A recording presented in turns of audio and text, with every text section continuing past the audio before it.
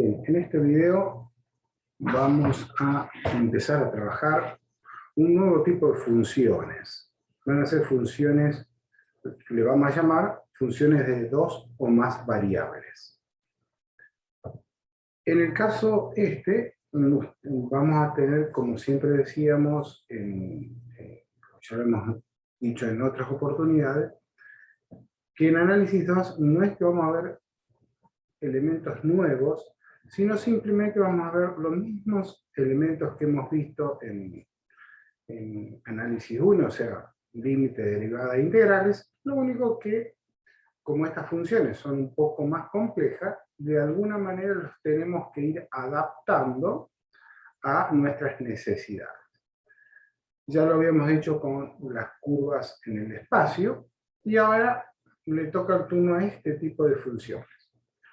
Básicamente, en análisis 2, a grandes rasgos, vamos a ver, podríamos decir, tres tipos de funciones, donde el dominio es de R en Rn, que es el caso que nosotros vimos anteriormente, de Rn en R, que es el caso que nos vamos a centrar ahora nosotros, y de Rm en Rm, que sería el caso más general que lo vamos a ver en el próximo capítulo.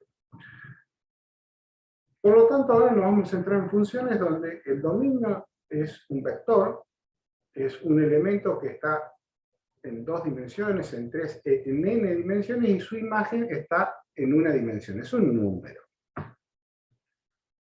Este tipo de funciones, si ustedes lo comparan los distintos libros de texto, van a ver que algunos libros es como que hacen todo el desarrollo de esta teoría en función, valga la redundancia, de funciones de tres variables.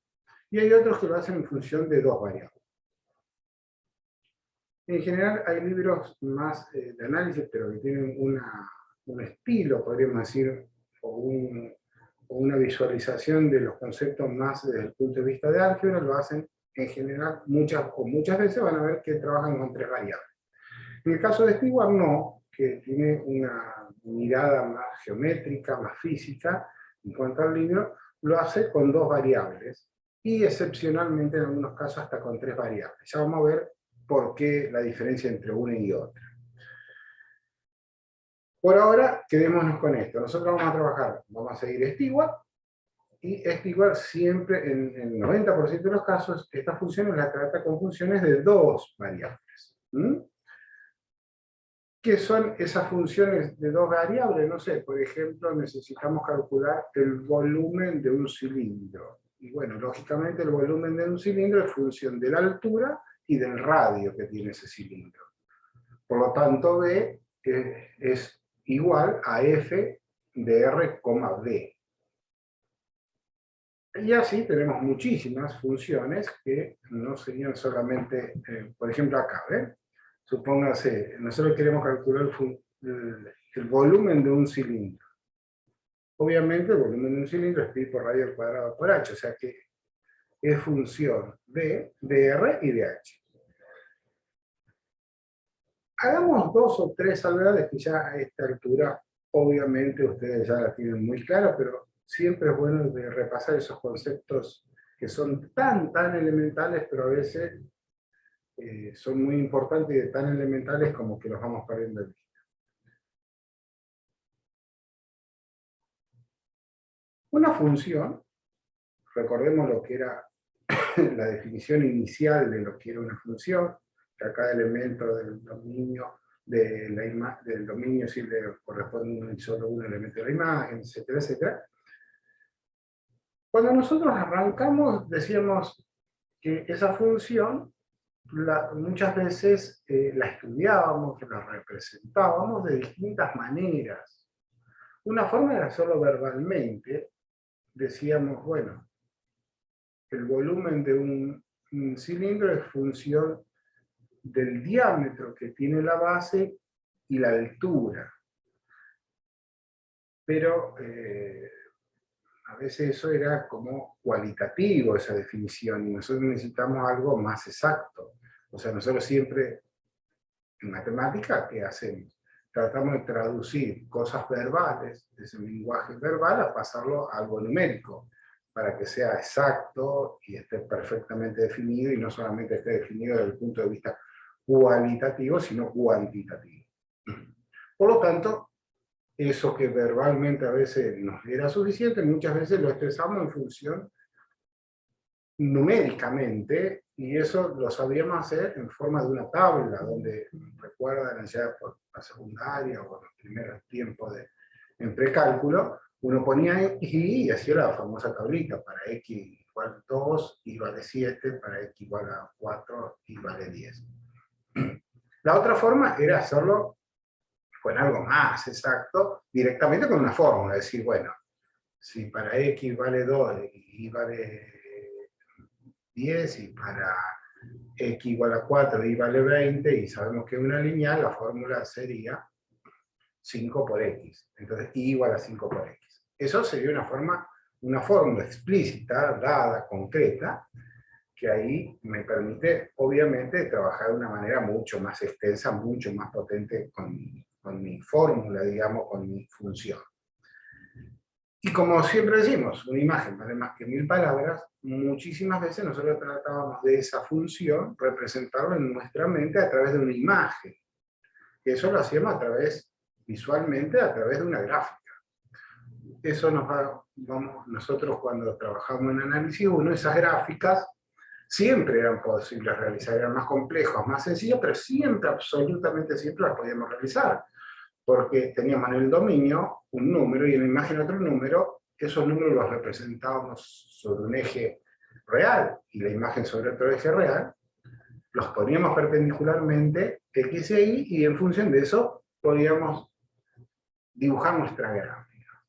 Sería una lineal, una parábola, una elipse o una función en general, una curva en general, pero siempre lo podemos obtener.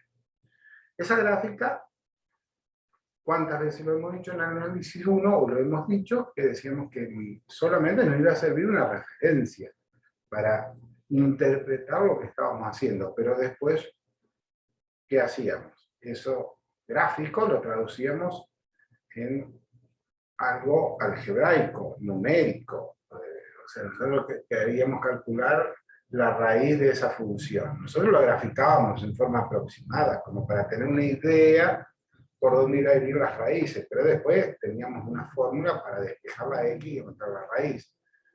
Al encontrar la pendiente, podíamos hacerlo en forma gráfica, pero después, obviamente, hacíamos la derivada en forma algebraica, o queríamos calcular el área bajo una curva, lo podíamos hacer gráficamente, pero lo terminábamos resolviendo la integral definida, ¿verdad?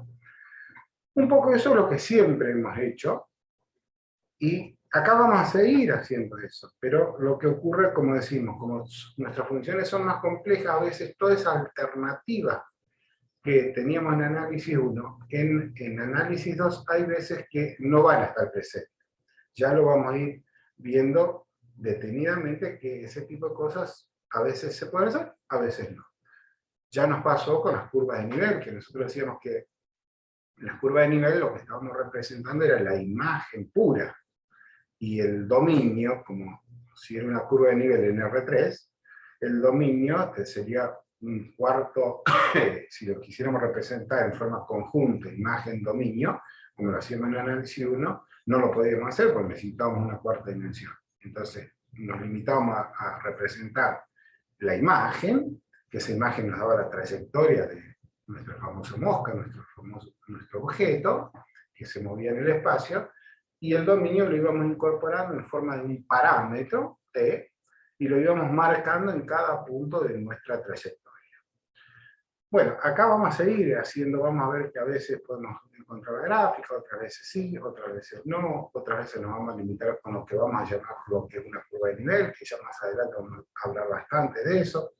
O sea que vamos a tener que ir readaptando nuestros conocimientos de Análisis 1 a las funciones más complejas, con más elementos que las que tenemos en Análisis 1, y lo adaptando. Bien. Eso era una cosa que, digamos, esta pequeña tablita que hemos hecho acá verbalmente, numéricamente, algebraica y visualmente, es bueno tenerlo presente porque eran distintas formas de representar lo mismo.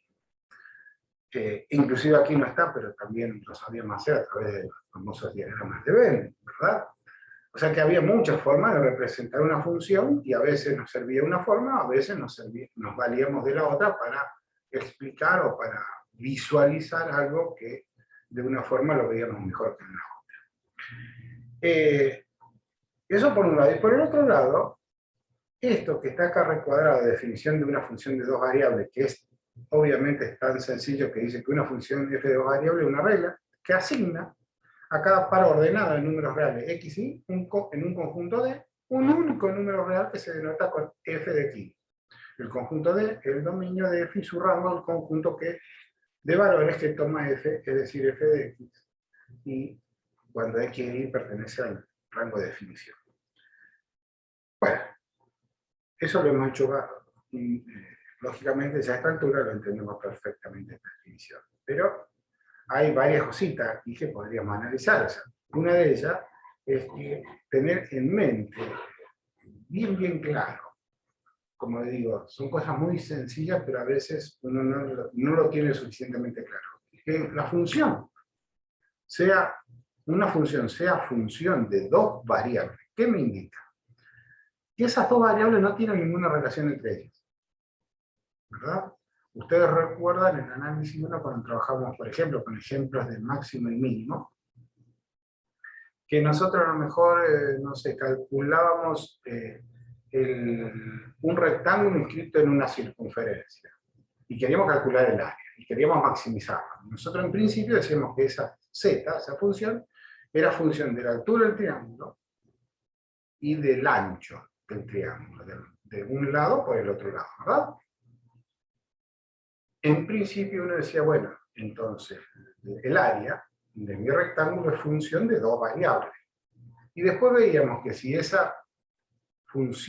rectángulo estaba inscrito en una circunferencia, ya no había una relación cualquiera entre la altura y la base de ese rectángulo, porque dado la altura, la base quedaba unívocamente definida, o dada la base, quedaba definida la altura. Entonces decíamos, bueno, algo que aparentemente, en ese caso, era función de dos variables, con una restricción lo volvíamos en función de una variable, o sea que una era mentira que fuera función de las dos, sino que una dependía de la otra.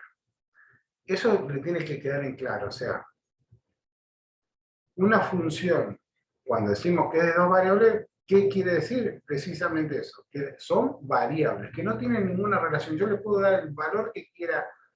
Si tenemos una función z igual a f de x y, quiere decir que yo le puedo dar el valor que yo quiera a x, sin importar el valor que yo quiera darle a y. O sea, en el caso del volumen, por ejemplo, el volumen de un cilindro, perfectamente en función de dos variables. Porque yo puedo darle el valor a R y que a mí me guste, y tomar el cilindro de la altura que a mí me guste. O sea, no me está de alguna manera condicionando R a H, ni H me condiciona a R. Ahora, si yo ese cilindro resulta que lo quiero que esté inscrito en una circunferencia, en una esfera, lógicamente cuando yo le dé una altura, ya el R no le voy a poder dar cualquier otro valor. O sea, automáticamente uno va a estar relacionado con el otro. Entonces esa función que aparentemente era función de dos variables, ya no es de dos variables, porque B es función de R y H, pero resulta que R es función de H, o H es función de R, por lo tanto, B es función o de R o de H. Entonces, eso tan sencillo siempre ténganlo en cuenta y muy claro que es importante. Bien, como decíamos, las funciones las podríamos describir de distintas maneras. Una forma sería que podríamos, si yo tengo una función y igual a, no sé, a 2x, yo podría haber supuesto, haber hecho, como siempre decimos, haber hecho dos ejes, decir, bueno, yo pongo un eje x y un eje por acá y yo digo que para este número x que está por acá, le corresponde este número y. Y para este X le corresponde este Y. Y puedo decir, bueno, entonces que este se corresponde con este y este se corresponde con este. Claro, expresado así no nos dice nada, es mucho mejor, en vez de haber hecho eso, es decir, bueno, haber puesto el Y acá, el X acá, y hacer una relación entre puntos y puntos como normalmente siempre lo hacíamos. Entonces poner un puntito acá, otro puntito acá, otro puntito acá, y después hacer la gráfica de nuestra función, ¿verdad? Bien, eran las distintas formas de representar una función o de visualizarla, un poco lo que decíamos recién. En este caso, nuestro dominio, como nuestro dominio ahora no es más un eje, sino que es un par ordenado XY, lo puedo representar en el plano. O sea, yo puedo decir al par ordenado XY, la imagen es un número, como acá. Nosotros podemos decir, bueno, para el cilindro cuyo radio es 1 metro y la altura es 1 metro, el volumen será 3,14, por decir algo. Entonces, ¿qué representaría? Acá el radio, por decir algo, aquí la altura, y tendría el punto o el XY 1, 1. Y su imagen la represento acá, que sería 3,14. O sea que Z sería función de Y, o que B es función de R y H. ¿Verdad? Eso lo podríamos hacer para muchas pares de X que se corresponden con un Z. Una vez más, pasa algo similar como lo que pasaba acá, que no es, si bien eso lo podemos hacer, y para algunos casos lo podemos emplear, pero visualmente no es muy representativo. Entonces lo que hacemos, extrapolando lo que hacíamos nosotros con R2, perdón, análisis 1, con gráficas en R2, lo que hacemos es este tercer eje, lo ponemos en una tercera dimensión. Lo ponemos, por ejemplo, aquí. O sea, el Z no lo vamos a representar ahí, sino que directamente lo vamos en general, lo vamos a representar ahí. Entonces hacemos la gráfica de nuestra función y los valores estos no los vamos a representar acá, sino los vamos representando en este eje aquí. Y de esa manera vamos a obtener una gráfica que va a estar acá en esta parte de nuestro volumen tridimensional. Algo que después, si ustedes quieren, se pueden extender un poco más. Nosotros muy rápidamente les voy a comentar esto a modo de ejemplo. Si quieren profundizar, pueden buscar algún libro cualquiera de geometría descriptiva. Por ejemplo, el libro izquierdo Asensi, que es un libro de no sé, 500 hojas que habla solamente de geometría descriptiva, que es la base en la cual uno trabaja para hacer un estudio un poco más profundo del dibujo técnico. Pero básicamente cuando nosotros trabajemos vamos a trabajar y vamos a usar que nuestro sistema de coordenadas tenga un sentido de giro, digamos, un sentido sí, de giro, que en general nosotros siempre vamos a poner X, Y, Z.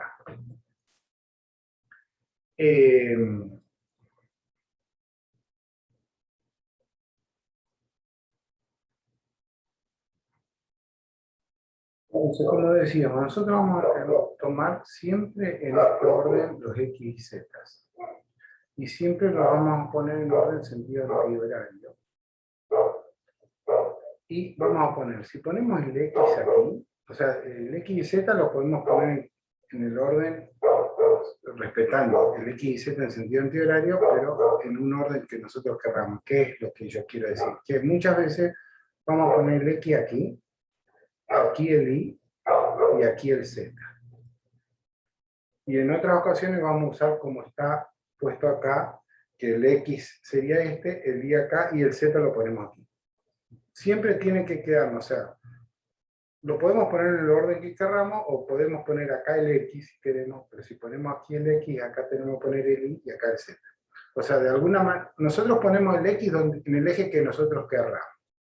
Pero una vez fijado el X, el Y tiene que ser el próximo eje que aparece en nuestra figura en sentido antihorario. Y el Z, el siguiente. siempre tienen que respetar eso. En líneas generales, uno trabaja o poniendo el XY así, porque lo traemos de cuando trabajamos con análisis 1, y el Z directamente lo ponemos aquí, o en otras ocasiones van a ver que ponen el XY acá, que lo usan como base, como si fuera el piso de nuestra función, y el Z lo dejamos para las alturas. Esas son las dos formas. Otras veces también se suelen poner estos, ven que aquí en estos ejes no tienen el mismo ángulo entre ellos. A veces se los pone así, como está aquí 90, y luego entre este y este no tiene más de 90, sino que 90 más. O sea, 135 y de aquí a aquí 135. Otras veces se lo distribuye en forma isométrica, que se llama, que se ponen a los tres ejes, se los ponen, bueno, me salió medio feo.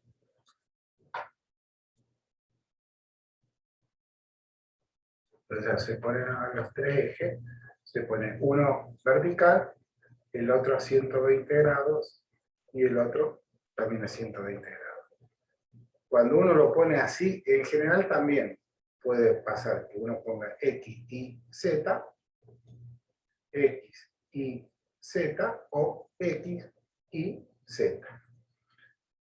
Por lo tanto, esas serían las disposiciones que vamos a trabajar con los ejes, pero lo importante es que siempre lo tomen el X y Z en sentido antihorario, que sería nuestro sistema dextrógeno.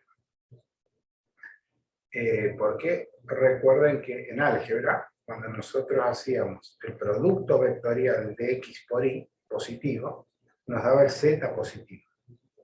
Cuando nosotros hacíamos el Y por el Z positivo, el producto vectorial Y por Z nos daba el X. Y el Z por el Y nos daba el Z por el X nos daba el Y. Esa era la regla de la mano derecha.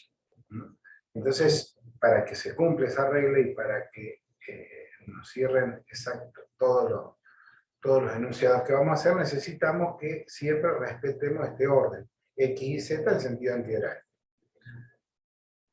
Una vez más, pongan el X donde quieran, en general se pone o en este o en este, es muy raro ponerlo en este vertical. O sea, ponemos el X, el Y, el Z, y si lo ponemos aquí el X, aquí iría el Y, y aquí iría el Z positivo. Bien. Eso sí lo tenemos que respetar para que cuando hablemos, como siempre en matemática, siempre hablemos todos del mismo idioma, ¿verdad? Bien. Vamos entonces ahora a seguir trabajando un poquito más con algunas definiciones en cuanto a nuestras nuevas funciones de dos variables. Entonces decíamos que lo podemos representar así o hacer una gráfica en 3 dimensiones. Yo lo que les pediría ahora, si ustedes pueden hacer 2 ejercicios. Uno, que grafiquen la función y igual a x más y la otra función y igual a x cuadrado más y al cuadrado. Perdón, z igual a x más y, una, y la otra z igual a x cuadrado más y cuadrado.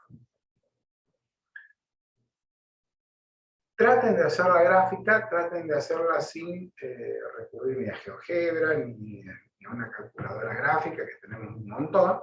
Traten de, en primera instancia, imaginársela a ustedes, hagan ese esfuerzo y traten de armarse esa gráfica en su cabeza.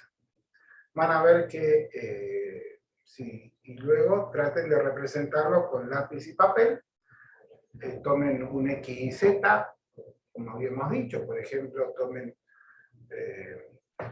podrían tomar X e Y como base y Z como altura, y vayan dándole valores a nuestra función, no sé, el 1, 0, encuentran la imagen, del 0, 1 encuentran la imagen, del menos 1, encuentran la imagen, no sé, háganlo con 7, 8, 10 valores y traten a ver si con esos 7, 8 o 10 valores ya pueden armar un poco la gráfica. Bien. Si intentaran hacer la gráfica, ven que es bastante complejo hacerla, no es muy sencillo. Ahora, por suerte, nosotros disponemos herramientas muy baratas, diríamos que gratis, que nos hagan esas gráficas. Imagínense esto hace 20 años atrás, donde no disponíamos de todas las herramientas informáticas, y la resolución de esto a veces era bastante compleja. De todas maneras, ya vamos a volver en innumerables oportunidades y vamos a trabajar muchísimo con esos dos tipos de funciones. Una que es un plano, y la otra, van a ver que nos arroja lo que vamos a llamar un paraboloide.